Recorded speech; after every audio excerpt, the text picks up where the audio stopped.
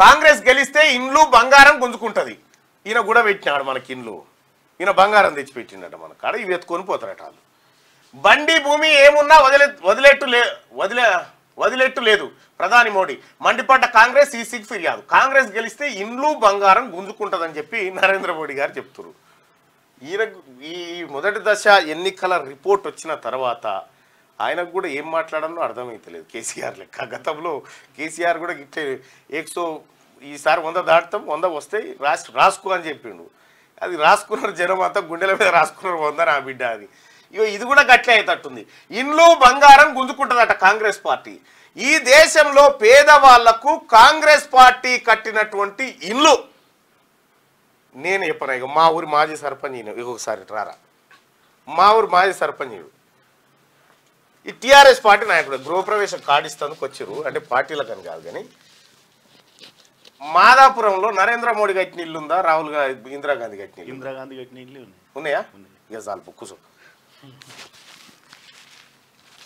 మా ఊర్లోనే మా గ్రామ సర్పంచ్గా పనిచేసిండు. టీఆర్ఎస్ పార్టీలో మంచి నాయకుడు ఆయన.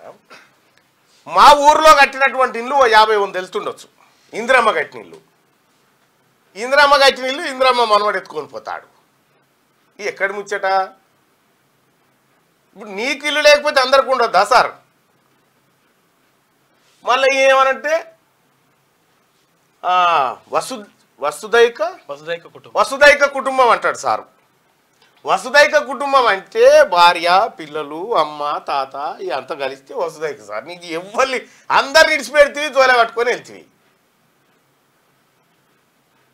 మీ చెప్పే చెప్పుడుకు మీ ఆచరణకు ఏమన్నా పొంతనుందా? ప్రధానమంత్రిగా పనిచేస్తున్న నరేంద్ర మోడీ గారు ఇంకెన్ని రోజులు ఈ దేశాన్ని మభ్యపెడతారు?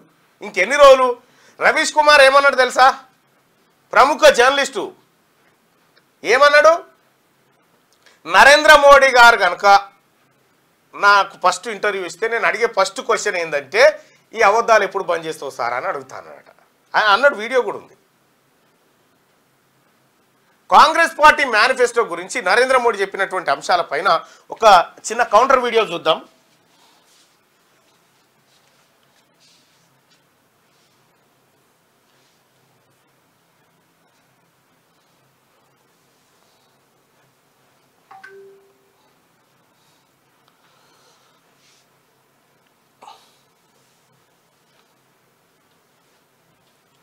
మా ఊర్లో నరేంద్ర మోడీ గారు కట్టించిన ఇల్లు అయితే లేదా?